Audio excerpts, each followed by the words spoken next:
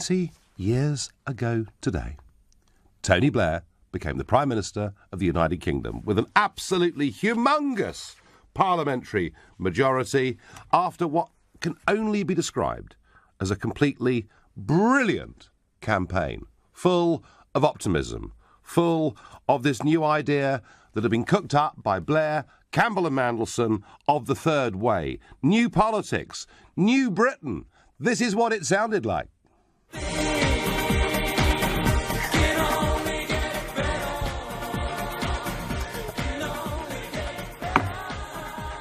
I remember Neil Kinnock dancing to this, John Prescott jigging around.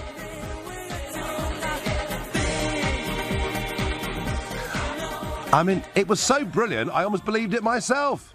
Things can only get better. And that next morning, in Downing Street, the sun was shining. And for those of you not old enough to remember this, I've never seen anything like it before in British politics, and I doubt we'll ever see anything like it again.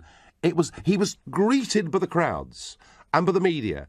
It was almost as if it was the second coming of the Lord. This was Blair today responding to that bright sunny morning.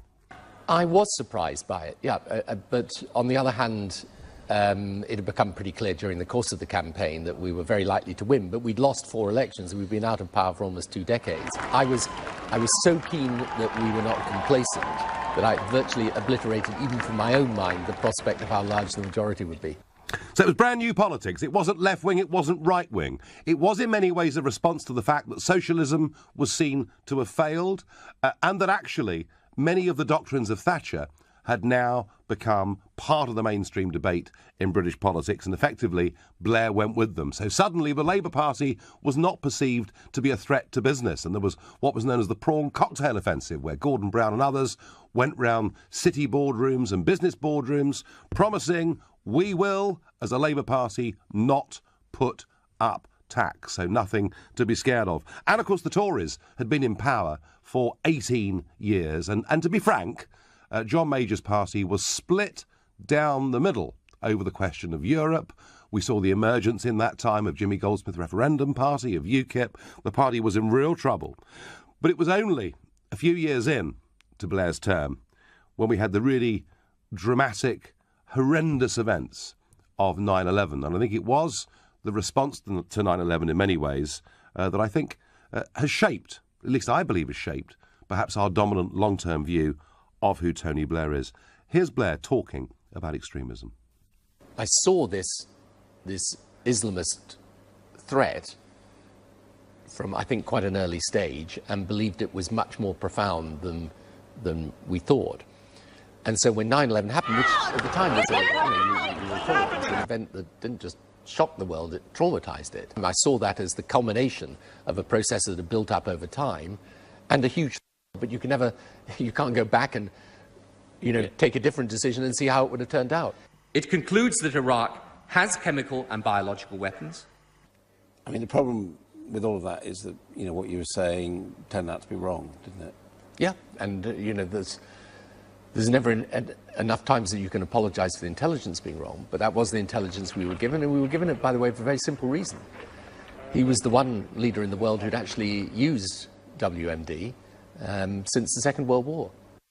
I sensed, during that part of the interview, that Blair was very much on the back foot and indeed looked pretty shifty. He knows himself, and he must hate it, but he knows himself that the one issue that defines him in the minds of the British public is that decision to go to war in Iraq. Not, of course, that the British people are pacifists. In fact, far from it. We're perfectly happy to intervene militarily. We just want to be told the truth about why we're doing it. And I think there's a feeling that whilst he says the intelligence was wrong, I think there's a feeling that actually it was Campbell, the dodgy dossier, that they basically cooked the books to try and persuade Parliament to vote the way that they did. But that's a bad memory, but there'll be many listening to this show tonight who will have some good memories of Tony Blair, of some of the changes that he made, and difficult not to say that British society didn't change. Blair had some very proud moments through this, and he was indeed. I mean, one of his big things was that he wanted us to change the way we managed immigration in this country. We had, since the early 1950s, until Blair got elected, run pretty consistently with net migration running at 30,000 people a year. It had been that for about 50 years. But Blair thought it was time to open Britain up. He thought we needed more people. He thought we needed more young people. He thought, actually, that the diversity in society would be a good thing. I mean, they even boasted, New Labour, about rubbing the noses of the right in diversity. And I think this is another controversial thing, but one that he still today believes has been an absolutely massive success. Here he is on that subject. I do think we underestimated the numbers of people, but it was a completely different situation in 2004. And by the way, never forget, this is what's so extraordinary to me about this current situation. Enlargement of the European Union, bringing Eastern Europe into Europe, was a huge positive thing. Well, Blair, completely unapologetic about all of that. But there are other things, other changes in society that Blair, and perhaps again, Adam Bolton from Sky News had him a bit on the back foot on immigration. But here's Blair on the front foot, talking about his proudest achievements as Prime Minister. Obviously, there's things like there's lots of different things. I mean, I think you could talk about the changes we made socially in terms of attitudes to race, to women's equality, to gay rights. Obviously, there's things like the Good Friday Agreement that we've talked about. You know, I think we did make big improvements. I mean, if you take the satisfaction ratings when we left office in the health service, you know, we did turn the health service around, which is why it's such a tragedy it's in the state it is today. I'm very proud of what we did on overseas aid. I mean, we didn't just treble aid. We brought in program, we created the Department of International Development. And in fact, many of the things that Blair did and Blair was proudest of, in fact, David Cameron did continue. Of that, there's no question. So did he make the country a better or worse place? And, you know, if you think that Blair was actually a massive, transformative figure in this country that modernised our society, that opened it up, then do call me on 0345 6060 973. If you think he was a disaster and he broke down trust between people and politicians, text at 84850. And as ever, you can tweet using the hashtag Farage and LBC at LBC. I'm going to go to Anthony in Watford as my first caller of the evening. Anthony, good evening. Good evening, Nigel. Blair a good thing or a bad thing? Best thing that's ever happened to this country. Oh, wow. OK. Go on, please. I'm a Thatcherite from the top of my head to the bottom of my toes. Yes. I spoke to you some weeks ago. I'm a staunch Remainer. Yes. Thank God, Tony, thank God he's coming back into the ring. You've done more damage to this country, I said to you some weeks ago, than Oliver Cromwell. Your words, not mine. The EEC is a fantastic idea gone wrong. Our last generation gave their lives for a free Europe. Now's not the time to turn it back on Europe. Yes, they did, Anthony. They gave it for a free democratic Europe of independent nation-states that couldn't be dominated by anybody big. But I'm 48% of the country that want to remain. I'm even fine to say in public I'm a Remainer. Oh, you're a moaner, are you? That's insulting. I've got a view. I've got an opinion. I love my country. Tony Benn, get back in there. Tony Blair, get back in there. If you love your country, Anthony... I do. Why do you want it to be governed by somebody else? I think there's only... Strength is unity. And the EC, I think, is a fantastic idea. It's got some problems. I'll give you that. Nigel, get back in there and do the best you can for Europe. Get the best you can for my country. I've got nothing wrong with asking people to know, what do you want to come to our country for? Holiday? Fine. I'm sorry, you've got a prison record. You're not allowed in our country. There's nothing wrong with border controls. Nothing wrong with that at all. But there's going to be... We've jumped off the cliff and we're now starting to understand. You and I don't agree on that. But let's get back to Blair. You know, and you've said he was one of the best things that ever happened to this country. So Blair, he did make it pretty clear today that he's closing down all his business interests. And boy, he's had a pretty good run for the last 10 years, according to all financial accounts. He's going to get back in politics. He said he wouldn't stand in this general election. So I wonder, Anthony, if Blair was poised and waiting for Corbyn to have a very bad election, and then either to try and take on the leadership of the Labour Party or perhaps to sort of do a modern-day Roy Jenkins. And because one of the things he bemoaned today was that the centre wasn't holding, and that the politics of right and left was growing. So maybe what he's thinking is he'll do what Roy Jenkins did all those years ago and set up a new form of SDP. Would you welcome Blair coming back to lead a political party in Britain? Right, yes, I would. Right. I'll tell you why, because you'll give the general public a chance to think of what they're doing. Why haven't we got a choice to think if it's the right thing? If the country say, look, it's definitely the right thing, we've got to get out, fine, I'll shut up. But we've been told lies and lies and lies. We haven't been told the truth. We've had 50 years of lies, Anthony. We were told it was a common market, and they've lied to us ever since. Anthony, listen, we're not going to agree on that point, but you think Blair should come back. It's very, very interesting. Freddie in Chelmsford, Blair, a good thing or bad thing? Is the country better or worse? A bad thing, Nigel. A very much a bad thing. Mm-hmm. When he was elected, we'd had 18 years of John Major and previous to him, Margaret Thatcher. Yep. My dad and I used to sit down the pub saying how terrible they were, and we were desperate for a Labour Party, a Labour government. And he came along, and I thought, this guy looks wonderful. And then he won the election overwhelmingly, and as the years rolled by, he did nothing for working people. I was Labour all my life, and he single-handedly destroyed my faith in the Labour Party, him alone. And when he was going on and on about weapons of mass destruction, I'm just an ordinary guy on the street, but I thought, he's talking a load of rubbish, absolute rubbish. And sure enough, it turned out to be a load of rubbish. I'm nobody, nothing. Funny, Freddie, wasn't it? A lot of, as you put it, ordinary working people felt Blair did nothing for them, but an awful lot of people through PFI deals and huge public sector jobs and big bosses. Actually, it was the rich who, I think, view Tony Blair as a hero. Exactly, and more than that, he was just an actor. He was a complete actor. I saw him standing at the coffin of King Hussein of Jordan. It was him, Clinton, someone else, and they were trying to outdo each other in terms of miserliness. And I thought, he's this policeman. He's trying to put on this. I tell you what, Freddie. I tell you what, Freddie. If you're right, and he was an actor, I'll tell you something, he was a very good one. 20 years since Tony Blair won a landslide, dramatic victory back in 1997.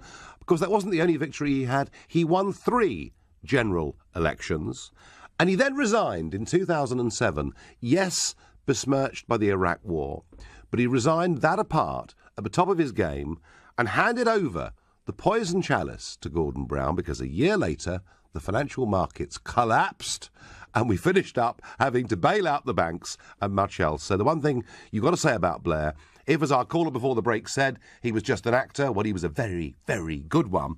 And his sense of timing in getting out was astonishing. It was once said by Enoch Powell that all political careers end in failure unless cut off in midstream. And Blair got out at the right time. And now he's hinted pretty strongly today that he might come back. Fascinating. Fire on Facebook says Blair is the best. We need him back. Nicola says Blair must take responsibility for the Iraq disaster. A lot of people think that. But he doesn't, does he? He says he had the intelligence. He apologises that it was wrong. He did what he thought was right. Tina says Blair wanted multicultural Britain. Now we have an overcrowded, divided Britain. Hi, Nigel. I never voted for Blair, and I don't want him back in any form. He ruined our country and caused a lot of heartache to many. That's from Anne in Blackburn. Good evening, Nigel. I'm wondering why Blair met with Tim Farron recently. Perhaps to be his advisor on remaining or something else. What do you think, Maggie? Maggie, I think what you got today was perhaps a coded message. And why else would you close down all of your business interests if without having to work too hard they're bringing you in an awful lot of money, unless you were seriously considering a return to British politics? I just wonder whether he's limbering up for something. I wonder what Danny in Woking makes of that. Danny, good evening. Hiya, Nigel. So what do you think?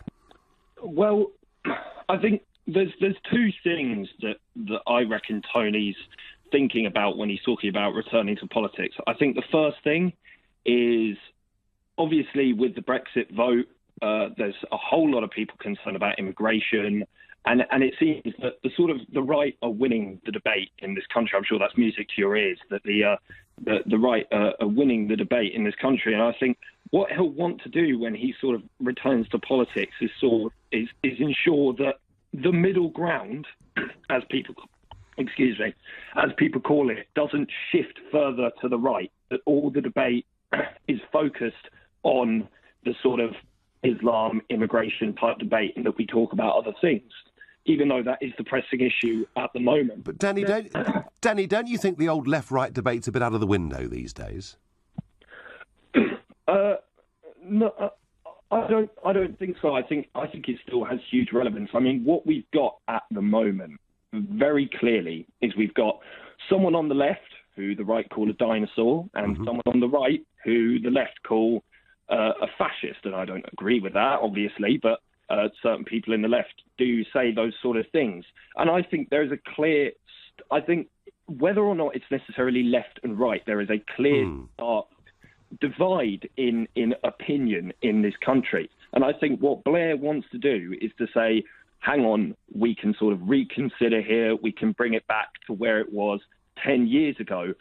And that's fine, but the issue is, as someone who's sort of a Labour supporter, who is a Labour member, the issue is, for me, is right before a general election, I'm more to the centre than the Labour Party currently is. But does that mean that I want Tony Blair saying, do not vote for Corbyn because it's going to be a disaster? Essentially, he didn't do that, did he? Come on, let's be fair. I mean, I know it was pretty lukewarm, but he did say, I want people to vote Labour. I mean, it was through gritted teeth, Danny, I grant you. But he wasn't I'm talking about the possibilities if he does return of what he's thinking and what his actions will be. Because Danny, I love Tony Blair, but I don't think that... Danny, let's put this to you. Let's say the current opinion polls are right. Let's say Theresa May wins a majority of 150. That the Labour Party has its sort of worst ever performance since the 1930s, right? In those circumstances, would you, as somebody who says and self-declares to be more towards the centre than the current Labour Party is under Corbyn, would you want Blair back as your leader? I don't think that we could have Blair back as our leader, simply because the Labour Party is, or proclaims to be, the party of the working class. And I think what Blair what Blair did was a very admirable thing in saying, you know, we have to appeal to the working class, but we have to appeal to the middle class as well. And I think it's not. There's a balance between policy and personality, obviously, and politics. And the thing is with Blair is that a lot of his policies were fantastic. I mean, things about extra teachers, support staff in the NHS, all that kind of stuff. But you can't be... But that's fine, Danny. But isn't the point? His image isn't the point that amongst that working class base, a lot of them defected to UKIP. A lot of them, even though Corbyn may be more on the left, but a lot of them do not find his sort of North London intellectual socialism appealing in any way at all. Yeah. And actually, isn't the Labour Party's real problem that whether it's Corbyn leading it or Blair leading it, that working class vote just doesn't connect anymore with Labour? That's what I was going to say, is Blair might have a lot of policies that did actually work for working class people, but it's very much overshadowed by immigration, the Iraq War, absolutely, and also the personality debate, in that I don't think that Blair could rescue the Labour Party simply because of what his public image is. I think if they found a new, fresh candidate from wherever they could find it that had the same sort of policy and personality as Blair, but wasn't actually so dodgy, if you don't mind me using that word in a way, because that's what people think he is. Well, they do, I'm afraid. No, I think, Danny, he broke down trust. Whatever people said about John Major, they never called him a liar. And actually, after the Iraq War, people called Blair a liar, and I think there was a breakdown of trust, Danny. And I also think that with Campbell and Mandelson, they ushered in an area of spin where it all became style over substance. And look at this general election today. I mean, amazing, isn't it? When the Prime Minister is asked what she thought about a mugwump, and she says, what this country needs is strong and stable leadership, not a coalition of chaos. And that was the politics, Danny, that Blair, Campbell and Mandelson gave us. I thank you for your call. Clive says to me on Facebook, Blair was one of the most successful premiers of the 20th century. No recessions, massive school building with hospital expansions. Commentators on the far left are deluded. Yes, Clive, the recession started a year after he'd resigned. I wonder whether he saw it coming. And as for hospital expansion, done under PFI deals, which made a lot of people in the private sector benefit hugely out of the National Health Service and have left many of our hospitals with such massive repayments they're struggling to provide basic patient care today. I'm going to ask Chris in Isleworth whether he thinks Blair made this country a better place. I think he did, Nigel. Well, you say PFI was a failure, but still... Disaster.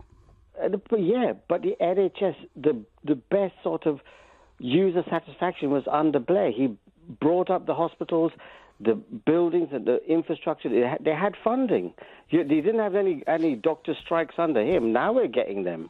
Yeah, but Chris, and you're right, a deal was cut with the GPs, particularly with Blair, where their pay increased massively, and they were very, very happy indeed. But, I mean, isn't it ironic that it is the Labour Party who set the National Health Service up, who still at every election say, you've got to vote Labour because we founded the National Health Service.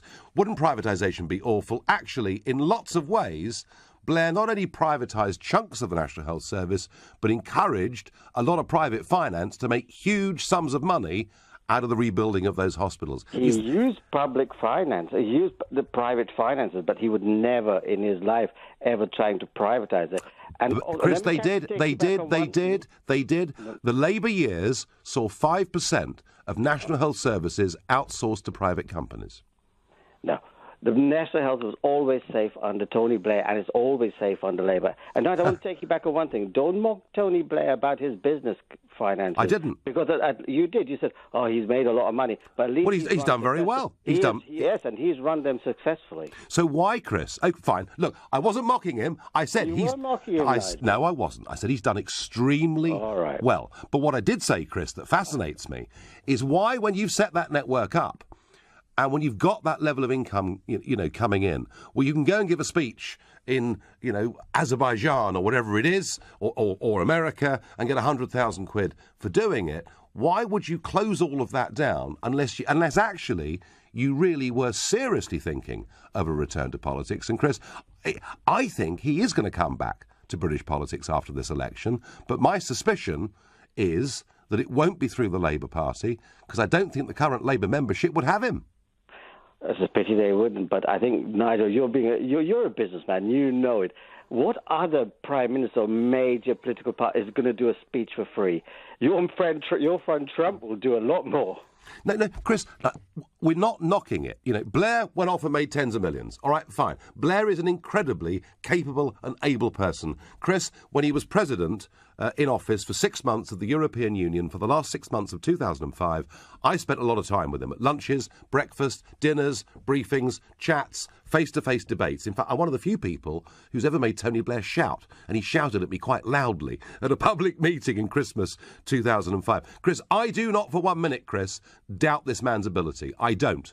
I think in terms of a performer, he's the best we've seen in modern times. What I doubt is whether he was a success as a Prime Minister, and I don't think he was, and I think he did break down trust between voters and politics and brought a new form of cynicism in. No, he made change for good.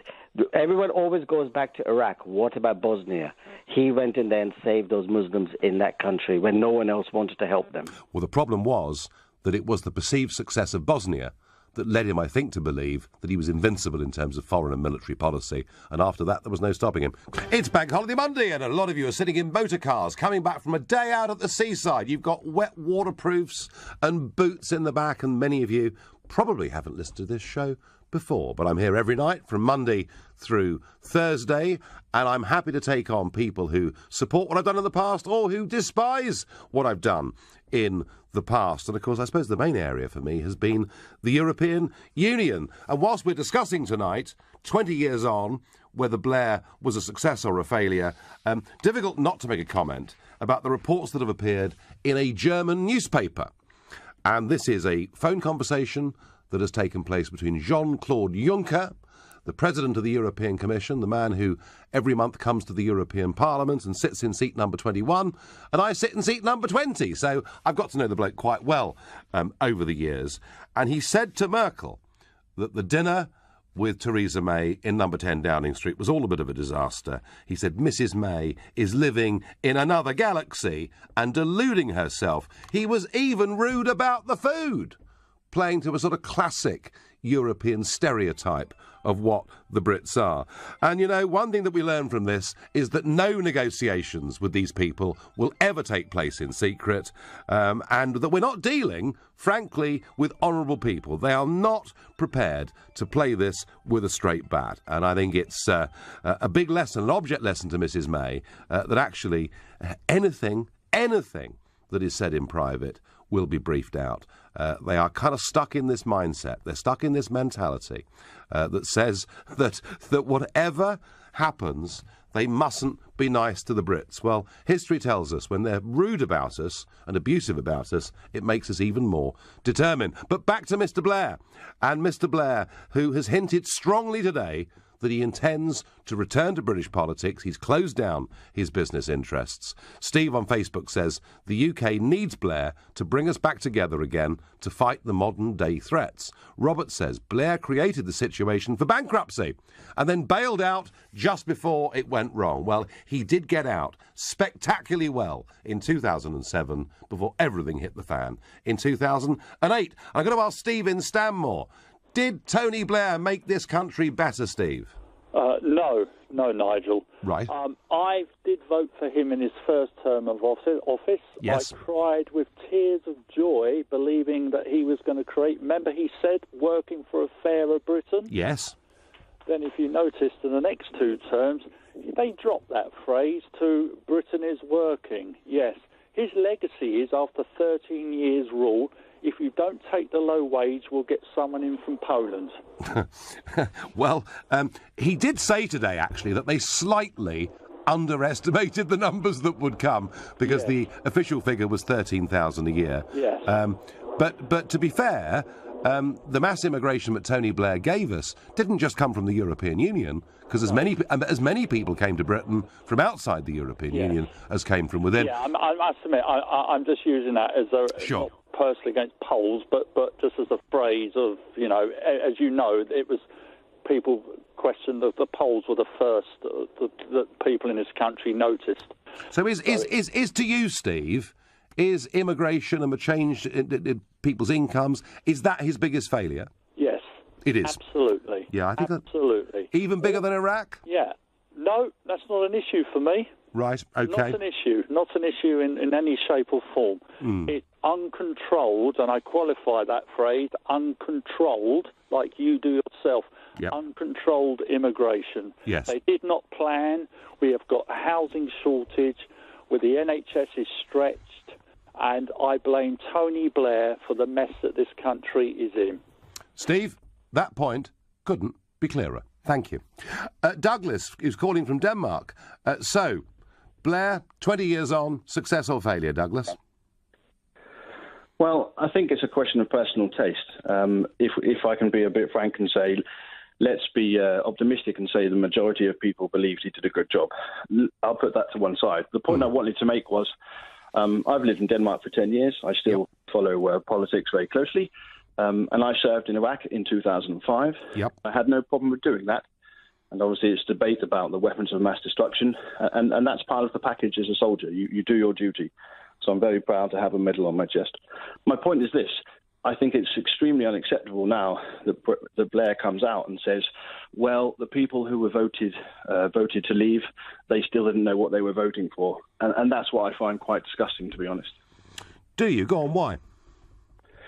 Well, because how can you on the one hand, talk badly about the people who voted to say they still didn't know what they were voting for, it's still not late to stop Brexit, but on the other hand, you can accept the fact that people like me and thousands of other men and women will happily serve on his behalf in the army. And I think that's the irony of the situation. So he sort of really has his own form of democracy, doesn't he? That he likes some results, but if it doesn't go his way, he disrespects it, and effectively says sort of either we've all been conned or we're all stupid. Absolutely. I think it would be a step backwards if he returns to British politics. Douglas, again, another caller whose point couldn't be clearer, and thank you. Nigel, the return of Tony Blair, he has the charisma of a double-glazing salesman. Every time I see or hear Blair, I think past the sick bucket, says Roger in Ruislip, very helpfully. Well, Roger, like it or not, I think he's limbering for a comeback, and perhaps a big one, if Labour do very badly in this election on the 8th of June. Conrad in Bristol. Was he good for the country? Was he bad for the country? Was he a bit of both? Well, good evening, Nigel. It's lovely to speak to you. I'm an enormous fan. What I would say is this. He did have some successes on domestic policy. He did some things which were very good for this country. He was undoubtedly an enormous success in the brand of politics that he brought forward, keeping those sort of Thatcherite free market economics, but at the same time... Isn't it ironic, Conrad? Isn't it ironic that we're getting people ringing up saying Blair was a really good Thatcherite? Well, yeah, it's funny. It's true, of course. I studied politics. It could not be truer that he bought into that brand of politics. The fact that he got people like my father, who's an investment banker who works for Goldman Sachs, to vote for him over and over again. He became a Labour Party donor. That sort of tells part of the story. But then we look at things like Iraq, the European Union. He should have offered this country a referendum on the Lisbon Treaty. He should have done that. I mean, obviously that came to Gordon Brown because he stepped down slightly before that. But the fact is he willfully deceived the British people with the Lisbon Treaty. On immigration, he didn't have a clue what he was doing. The underestimates of how many people would come here from Eastern Europe, that was a total disaster to this country. And undoubtedly Iraq. I mean, that is the biggest one for me. I mean, how many people died over there in Iraq? I mean, just an absolute disaster. I recently watched the documentary The Killings of Tony Blair by George Galloway. And, if you watch that, it could not be clearer. I mean, I understand that is a bit biased, but it's a very, very compelling case. I mean, George does have a very strong point of view. Yeah, of course, but it's a very compelling case, and you see people like David Davis, the Brexit secretary, talking in there. It's a very compelling case. Yeah. So, Conrad, you said your father became a Labour donor, and if you asked him what was Blair's biggest success, what would he say? Do you think? Well, I really do struggle with that because I don't. I mean, we don't get along at all. I'm sort of a conservative, but I also lean towards UKIP, whereas he is very much a Blairite man. So we sort of have. There's a big disagreement. Don't discuss politics at Sunday lunch, Conrad. Is that really the lesson from this? That's very reasonable. Yeah, exactly. I really struggle to understand, but I think ultimately, as a banker, I think he must look at Blair and think that his biggest successes are on the economy. But what he doesn't seem to understand, what I think, is that his economic policies were really Thatcherite economic policies, and that begs the question: why aren't you a conservative then? Yeah, and then, of course, at the end of his time, we saw Cameron and Osborne leading the opposition and actually willingly describing themselves as heir to Blair. So it was politics had come so much to the centre that it was actually quite difficult to work out who was on the left, who was on the right, and we finished up with the politics, I think, of very little choice. And I suspect that the rise of the SNP and the rise of UKIP and the rise of single-issue politics is actually as a direct result of what Blair did, because we stopped having proper choices in elections. Conrad, fascinating call. Kyle in Norwich, did he make this a better country or a worse one? I think, in all fairness, he's made an absolute worse one. I mean, every dog has a day, and I think you can apply that doctrine to prime ministers. And quite frankly, the way he handled the Iraq war is unforgivable, and I think he can't redeem himself from this. And if he's going to return to politics, then he's got another thing coming.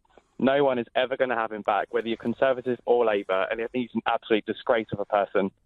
Wow, strong opinion, but he sees himself, I think, a bit like General de Gaulle did in France when he sort of went into his sort of period of isolation down in Lorraine and waited for the country to call him back. And I think what Blair is hinting at is that there isn't anybody out there in the Remainer camp who frankly has the stature to lead a really big fight back on this. And I think he sees himself as a British de Gaulle. That's what I think, Carl. Yeah.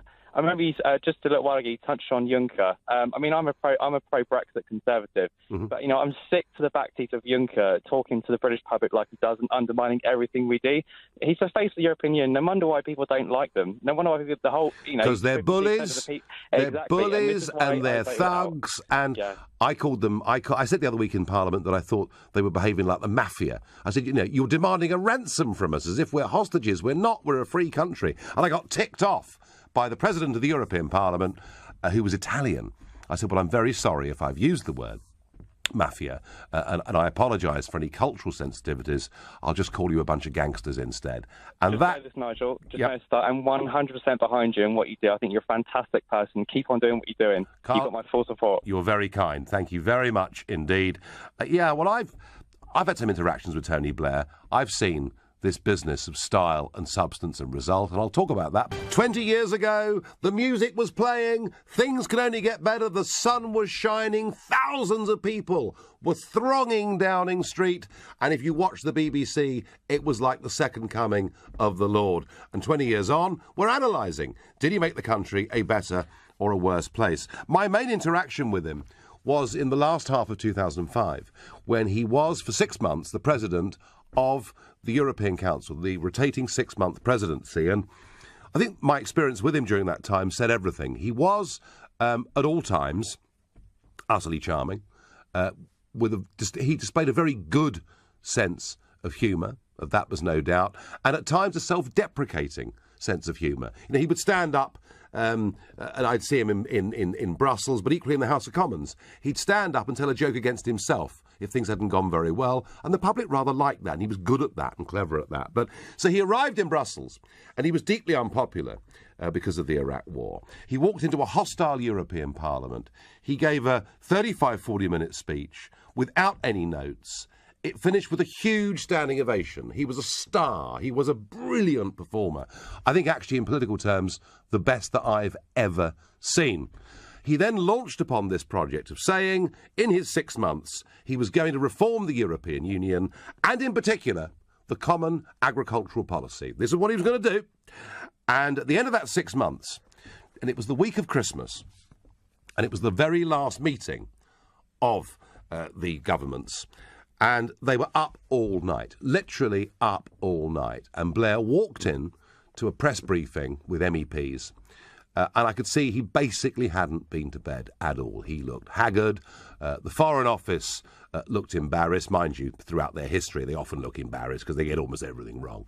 And he gave this press conference, having just given away £7 billion of the British rebate in return for no reform of the agricultural policy at all, but the French promising they might have a look at it in a few years' time.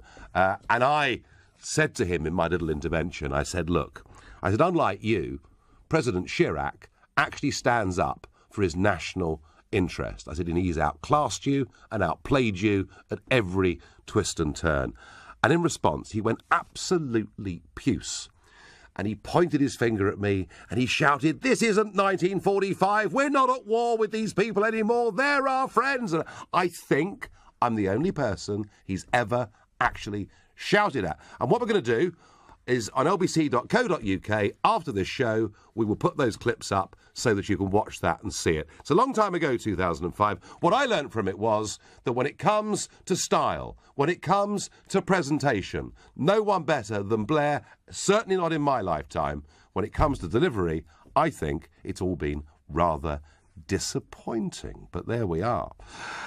John says Tony Blair's university policies dumb down the educational system. Michelle says Tony Blair, globalist puppet and promoter of the New World Order. Joan feels even more strongly. She says Blair spent our money in war, got a lot of innocent people killed, and he should be prosecuted. That's strong stuff. I wonder what Darren in Knightsbridge thinks. Do you think he was a success, Darren? And should he make a dramatic return to British politics? I look forward to those videos, Nigel. Public enemy number one, Tony Blair, a globalist and a professional corporate lobbyist. I don't trust him. I don't believe he's given up last time I checked, he was earning £37,000 a day from two big banks. I don't believe that he's just given that up. I believe he's still be working for them in some capacity. So I believe that that's what how we should look at him these days. And of course, the other thing that he's doing, he's like there's a pattern here, Nigel. Every time we get around the table and talk about something important, he always chips in. He's been doing it quite regularly. The reason he does that is he's trying desperately to rebrand the Tony Blair the Tony Blair name. Ever since the revelations a few months ago about his despot spin doctrine work that he did, his brand has completely collapsed. So that's his motivation here. He has no loyalty to this country, to any political party. He doesn't even have a loyalty to Europe. And I've got a question for you, Nigel. Yep.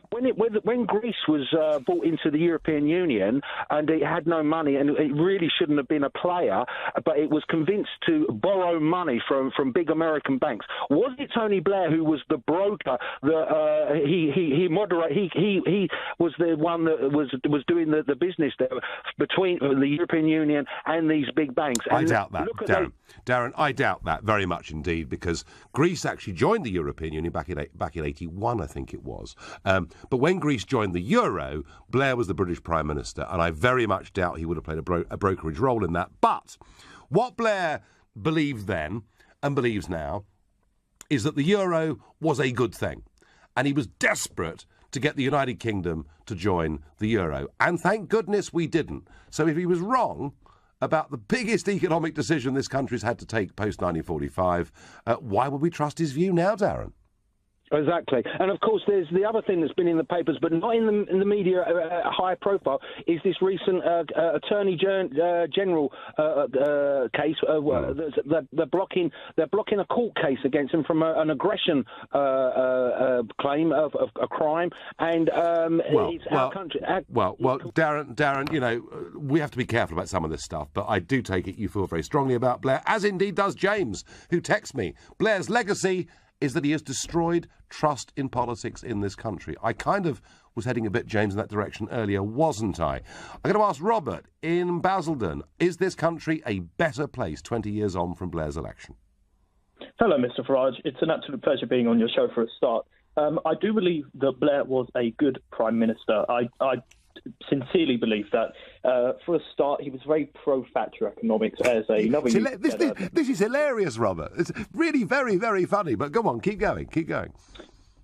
Well, for a start, he was economically on the right and socially on the left. For me, that mix is not a good one. As for economics, I do believe that he was a good Prime Minister. Socially, no. He dragged us into the Iraq War, which turned out to be an absolute disaster and sparked what we still have today, many years later, of course. And he gave light to the opposition that is Labour. Obviously, that's been torn down by Jeremy Corbyn today. However, he did revitalise Labour. With the new Labour movement, he finally gave hope to the opposition. And again, we were arguably a democracy because we had a strong opposition. And a strong opposition is, of course, important to democracy. Well, he put together, Robert, the most phenomenal election machine any of us have seen in our lifetimes. They were very, very good at it, weren't they? Definitely. But I do believe that he revitalised Westminster and that he gave the opposition a new breath of fresh air. Today, he's kind of gone off the radar for, so many years now. And so for him suddenly popping up and trying to introduce himself back into politics is, in my opinion, an absolute mistake. He's going to get dragged through the mud a million times. He's going to get called a war criminal and all these other things. A bit like the heavyweight boxer who's spent all his money and decides to make a comeback and gets knocked out. Unlike our new heavyweight champion Joshua, who, wow, if any of you saw it at the weekend, it was something special. Robert, I thank you. James in Harrogate, did Blair make this a better or worse country? Good evening, sir. Good evening. I think he was potentially the worst person that's ever happened to this country.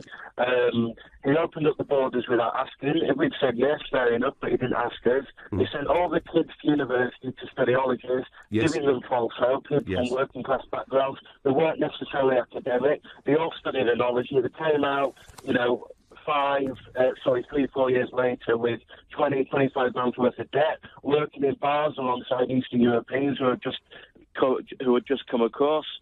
People don't actually understand with the PFI deals how much he indebted this country with what he did. People don't actually. I know David Cameron. I know what he did in 2012.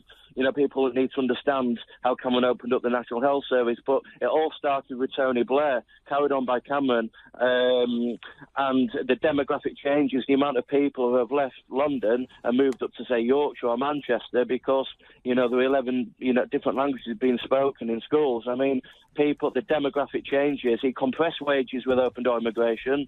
The working classes, I suppose he helped Eastern Europe. I suppose he helped. He didn't only give them jobs, but he was also very happy, as those of you that watch the clip after the show will see. I said to him, why are you sending taxpayers' money to rebuild the underground system in Warsaw when our Victorian system is creaking at the fringes? James, you've read out a very long charge sheet against Tony Blair. I would say as a final thought, look, make no mistake about it, in terms of being a political speaker and an operator, and in terms of building an image, there's nobody been better in my lifetime. But this victory of style over substance and the introduction of spin to British politics, I think, brought a whole new level of cynicism to politics. And in the end, I think broke down trust. Is he going to come back? Well, this Labour Party, with its current membership, wouldn't have him. So is he going to come back after the election like Roy Jenkins in 1981 and launch a new social democratic party? I don't know. Be jolly exciting if he did.